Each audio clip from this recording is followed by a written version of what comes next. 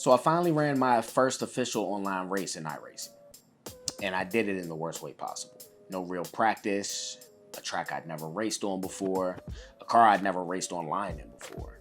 Straight into qualifying and somehow still qualified P7. Now on paper this sounds like a good start, and honestly it was. But once the race actually started, I realized something very quickly. There's a big difference between being able to drive the car and actually being ready to compete. And that's really what this first race showed me. Before this, my first real iRacing test was in the Toyota GR86. That made sense as a starting point. The GR86 is slower, more forgiving, and it gives you time to understand what the car is doing. But my first official online race was in a BMW M2 at Circuit de Navarra. And I had never raced on that track before. So instead of going in with braking markers, track knowledge, or any kind of plan, I basically used qualifying as a practice session, which is not smart, but it did give me a clean benchmark because qualifying P7 with no prep taught me one thing. The raw pace is there. I'm not completely lost. I can adapt, I can find rhythm. I can get the car around the track fast enough to be in the fight. But qualifying is the easy part. Qualifying is mostly you versus the track. The race is different. As soon as the race started, my mindset changed. I wasn't thinking about attacking. I wasn't thinking about gaining spots. I was thinking, do not throw this race away in the first lap. And that made me drive a lot more reserve, probably too reserved. Before official rookie race, I think that was the right call. Because in rookie lobbies, everybody is still figuring it out. Some people brake early, some people brake late, some people overdrive the car, some people are trying to win the race in the first 3 corners. And since I didn't know the track, I wasn't just racing the other cars. I was learning the braking zones, learning the car, learning the lobby, learning the penalty system, and trying to survive at the same time. That was the biggest difference I felt immediately.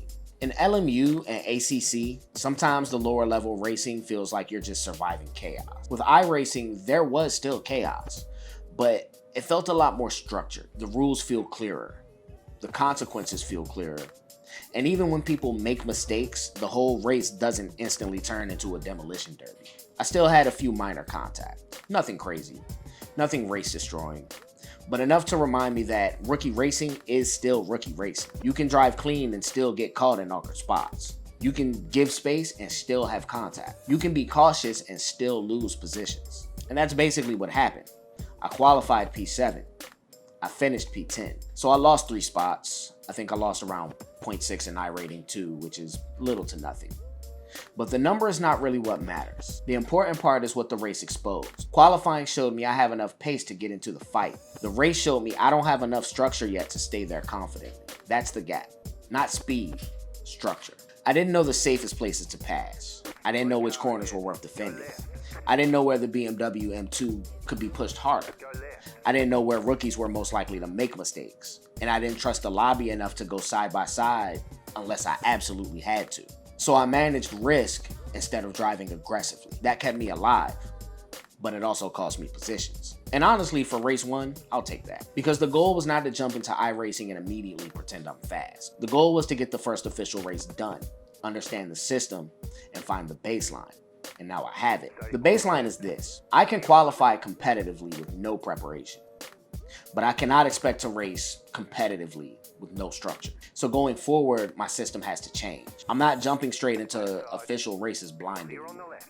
Before the next race, I need at least a basic prep cycle. 10 minutes of solo practice, a few laps learning braking markers, a few laps testing offline grip, a few laps figuring out where I can actually pass.